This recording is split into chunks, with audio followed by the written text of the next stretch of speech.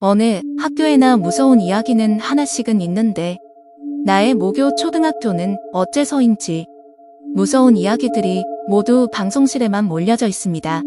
수없이 많은 소문이 있는데 그 중에는 실제로 일어났던 사건도 있습니다.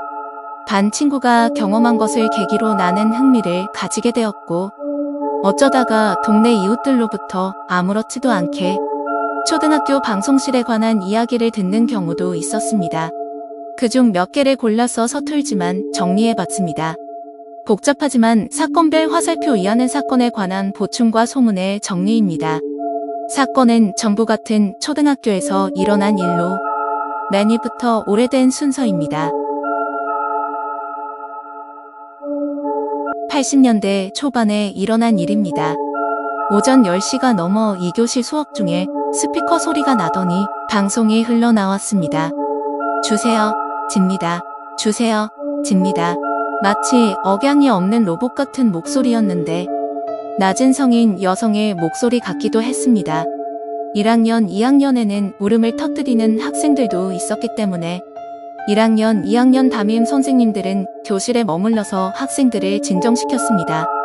3학년 담임 남자 A 선생님은 학생들을 진정시킨 후 가장 먼저 방송실로 달려갔습니다. 뒤늦게 방송실에 도착한 4학년, 6학년 선생님과 용무원들은 먼저 도착한 A 선생님에게 정황을 물어봤지만 방송을 한 사람을 확인할 수 없었다는 것이었습니다. 당시 학교에 있던 여자 선생님은 모두 수업 중이었습니다. 학교에서는 외부인이 학교에 침입하여 저지른 장난으로 방범 체제를 강화하였습니다. 내가 초등학교에 입학하기에 훨씬 전에 일어난 사건입니다. 그 사건 날부터 몸이 안 좋다는 이유로 얼마 동안 학교에 나오지 않았습니다. 다른 선생님들로 대체 수업을 하고 A 선생님을 복귀를 기다렸지만 A 선생님은 결국 3주 만에 퇴직하셨습니다. 3학년 학생들이 편지를 쓰거나 연락을 하려고 했지만 연락이 닿지 않았습니다. 심지어 A 선생님이 정신병으로 병원에 입원해 있다는 소문이 돌기도 했습니다. 수업 중에 방송되었던 수수께끼 나리마스 메시지는 잘 안 들리는 말투였기 때문에 학생들 사이에 이렇게 들렸다 하니 이렇다라고 여러 가지 의견이 있었지만 가장 많았던 의견이 보지 말아주세요. 이상해집니다 였습니다. 당시 초등학교 5학년 방송부였던 비구는 방과 후 1층 방송실 창문에서 몸을 내던져 깨진 창틀과 함께 방송실 밑으로 떨어졌습니다. 떨어짐과 동시에 유리창이 깨져 비구는 배인 상처를 입고 입원을 할 정도였습니다. 내가 실제로 초등학교의 학생이었을 무렵에 있었던 사건입니다. 비구는 반 친구였고 나와 반 친구들 몇 명이 함께 입원해 있는 비군 병문안에 가서 이야기를 듣게 되었습니다. 방과 후 방송실에서 맡고 있던 일을 하고 있는데 갑자기 방송실에서 여자가 나타났다고 합니다. 머리카락은 길고 등을 돌린 채로 방구석에 서서 꼼짝도 하지 않았습니다. 비구는 깜짝 놀라 방송실에서 도망치려다 문 쪽을 돌아보았더니 이번에는 그 문 앞에서 문을 막듯이 등을 돌린 채 서 있었습니다. 아무 의미도 없이 여기 있는 게 아니야. 자신을 노리고 있다라고 위기감을 느낀 비구는 이번에는 문과 반대 방향의 창문 쪽으로 몸을 돌려 도망쳤습니다. 창문을 열려고 하는 순간 창문에 여자의 얼굴 윤곽이 보였습니다. 조금 전과 같이 등을 돌리지 않고 내 쪽을 바라보고 있었습니다. 여기서 비구는 공포에 사로잡혀 이제는 창문을 여는 시간조차 아깝다는 생각에 비구는 창문에 몸을 던졌고 간신히 방송실을 빠져나올 수 있었습니다. 얼굴이 어떻게 생겼냐는 우리들의 질문에 유리창에 비친 얼굴을 살짝 봐서 잘 모르고 옷은 너덜너덜한 오래된 무늬천을 입고 있었다고 합니다. 우리는 그것을 반신문으로 만들려고 했지만 선생님에게 혼만났습니다. 비구는 폐소공포증 앓다가 퇴원한 후 다른 학교로 전학을 갔습니다. 내가 방송실 여자의 소문을 모으게 된 계기가 바로 이 사건 때문입니다. 당시 교감이었던 시 선생님이 밤에 학교에 숨어 들어갔습니다.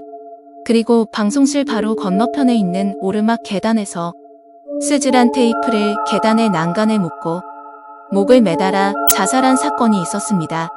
다음날 학교 경비회사의 직원이 발견했습니다. 2개월 동안 학교 안의 수조에서 관상어가 한 마리씩 사라진 사건입니다. 나중에 방송실에 자료를 저장하는 방 서랍에서 대량의 말린 물고기가 발견이 됩니다. 동네 유지인이 사건이 진정된 후 물고기를 기증했습니다. 최근에 일어난 사건으로 이 이야기는 나의 언니로부터 들었습니다. 언니의 조카가 그 학교를 다녔기 때문입니다. 학교 안에 수조의 물고기가 날마다 점점 사라져가고 거의 물고기가 없는 상태까지 되었다고 합니다.